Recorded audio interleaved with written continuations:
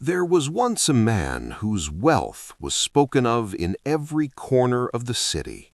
His home rose above the surrounding streets like a quiet declaration of success. Its outer walls were high and carefully built, each stone placed with precision. Tall baits guarded the entrance, strong, polished, always attended. Beyond them lay courtyards paved in smooth stone, fountains that murmured softly in the heat of the afternoon, and shaded corridors where servants moved with trained grace. He dressed each day in garments dyed with costly purple, linen woven so finely it felt like air against his skin. His robes were not merely clothing, they were statements. They announced to the world that he lacked nothing. Every morning he awoke without fear of hunger. Bread was baked before he rose. Fruit was arranged in bowls of carved wood. Meat roasted slowly over open flame. Wine was poured generously, never measured, never rationed. Music drifted through the house in the evenings, flutes and stringed instruments blending into laughter that echoed against marble columns. Guests came often.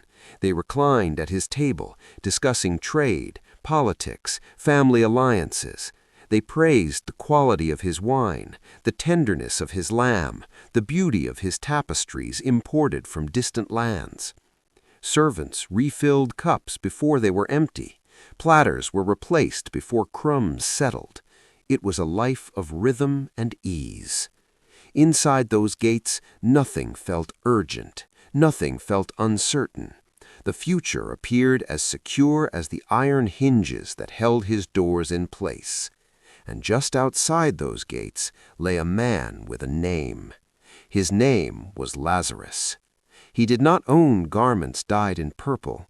His clothes were worn thin, clinging to a body weakened by starvation.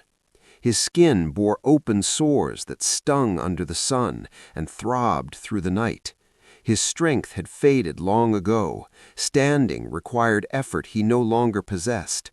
So he lay near the entrance of the rich man's estate, close enough to see abundance, close enough to smell bread as it baked, close enough to hear laughter spill through the gate whenever it opened. He did not choose that place because it was comfortable. He chose it because hope passed through that doorway every day. From the ground where he lay, Lazarus watched feet move in and out. Sandals brushed the stone beside him. Servants hurried past carrying baskets. Guests adjusted their robes as they entered. Some glanced down at him, their expressions tightening briefly before they looked away. Others stepped around him without pausing. The rich man saw him. He could not have missed him. Lazarus lay directly beside the gate. Each time the rich man entered or exited, his shadow fell across the poor man's body. Their worlds were separated by only a few steps, yet those steps were never taken. The rich man did not speak cruel words. He did not order Lazarus removed. He did not command that he be beaten or driven away. He simply continued walking. Inside, feasting. Outside, hunger. Inside, music.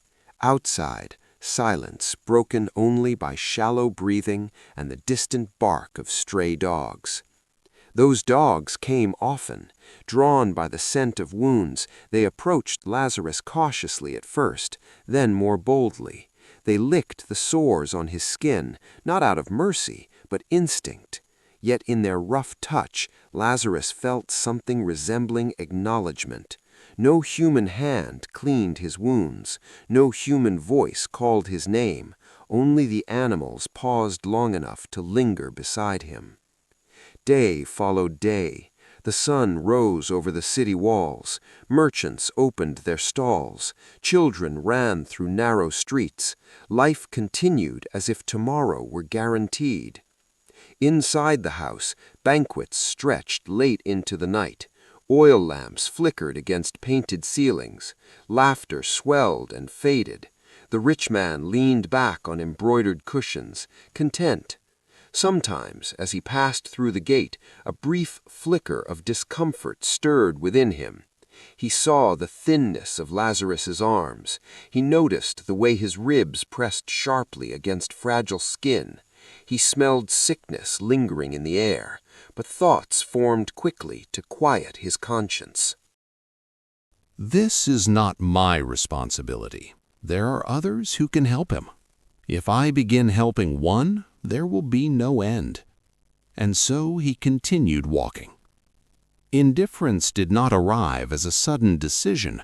It settled slowly, like dust gathering unnoticed in the corners of a room.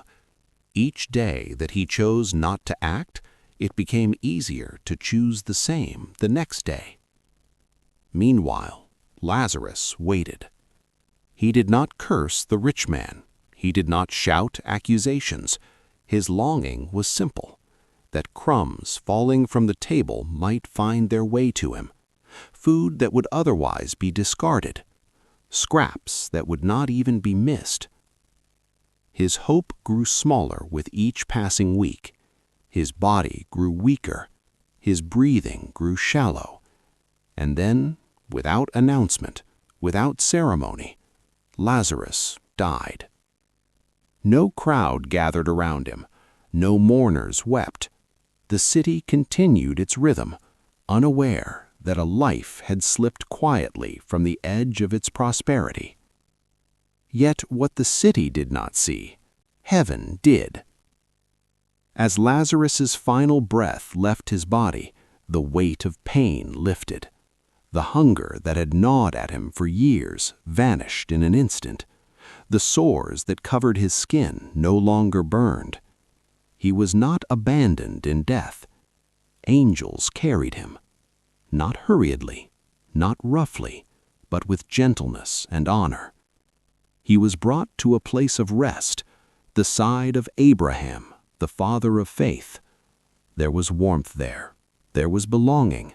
There was comfort deeper than physical relief. For the first time in his existence, Lazarus was not overlooked. He was known. He was received. He was at peace. Time passed on earth. The rich man continued his feasts. Seasons changed. New guests came and went. The memory of the beggar at the gate faded quickly. Then death came for him as well. This time the city noticed. Professional mourners were hired. Incense burned. Words of respect were spoken over his body. He was wrapped carefully and laid in a tomb worthy of his status. His wealth ensured a proper burial. His name was spoken with admiration. But as his eyes opened beyond the grave, the comfort he expected was nowhere to be found.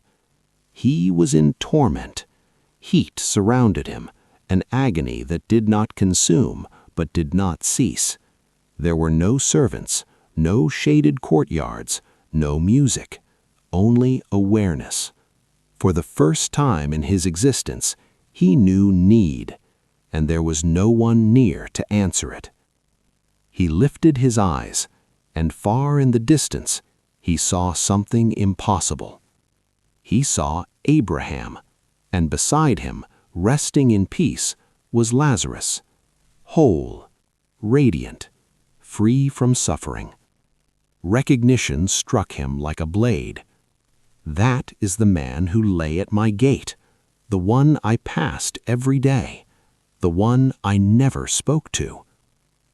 "Father Abraham," he cried out, desperation breaking his voice, "have mercy on me.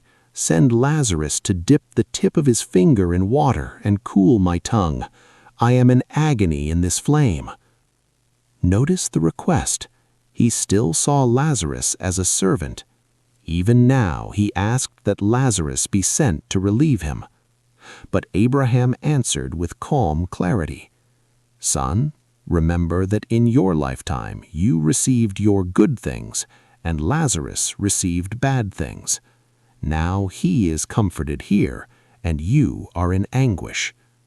The words were not spoken with cruelty. They were spoken with truth. What had been hidden beneath comfort was now revealed in eternity. And besides all this, between us and you a great chasm has been fixed, so that those who wish to go from here to you cannot, nor can anyone cross from there to us. The rich man understood. The gate he had passed so easily each day had become an uncrossable gulf. In life, the distance between him and Lazarus was only a few steps. In death, it was infinite. Regret flooded him. Memory burned brighter than flame. The laughter at his table, the smell of bread, the sight of a starving man at his gate. He could see it all now with piercing clarity. But time was gone.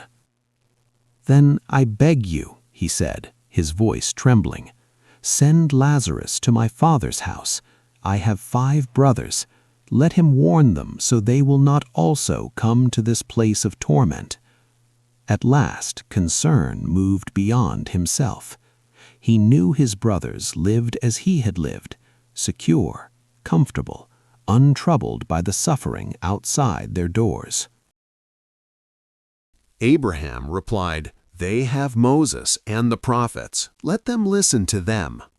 The rich man shook his head desperately. "No, Father Abraham, but if someone goes to them from the dead, they will repent." He believed what many still believe, that a miracle is required to awaken the heart, that dramatic proof is necessary to stir change. But Abraham answered with finality, "If they do not listen to Moses and the prophets, neither will they be persuaded even if someone rises from the dead." Silence followed. The issue was never lack of evidence.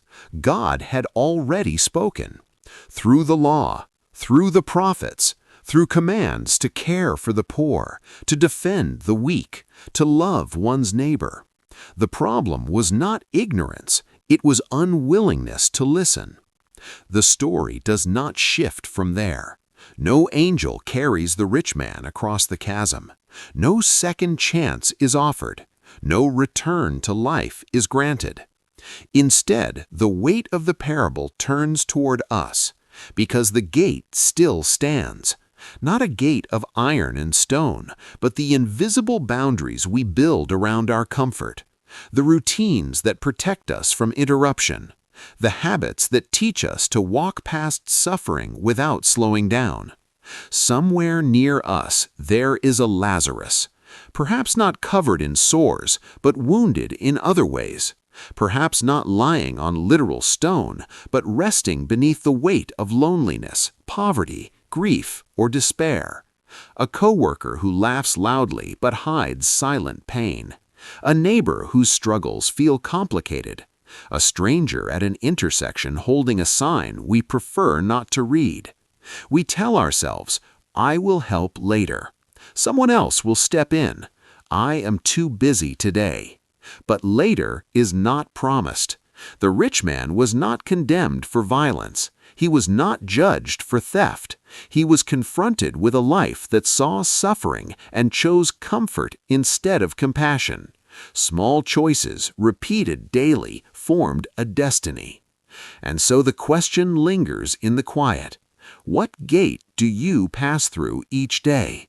Who waits outside it? What distance, measured in steps, in time, in attention, have you refused to cross?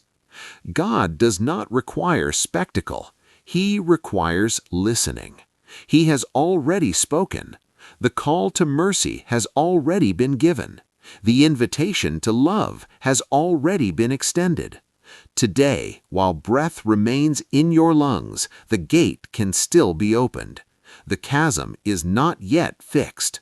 Compassion offered now echoes into eternity. The story closes not with fire, not with fanfare, but with an appeal to the heart. Will you see? Will you listen? Will you cross the small distance that pride and comfort have kept wide? Because one day, like both men in this story, we will close our eyes for the last time. and what seemed small will be revealed as eternal.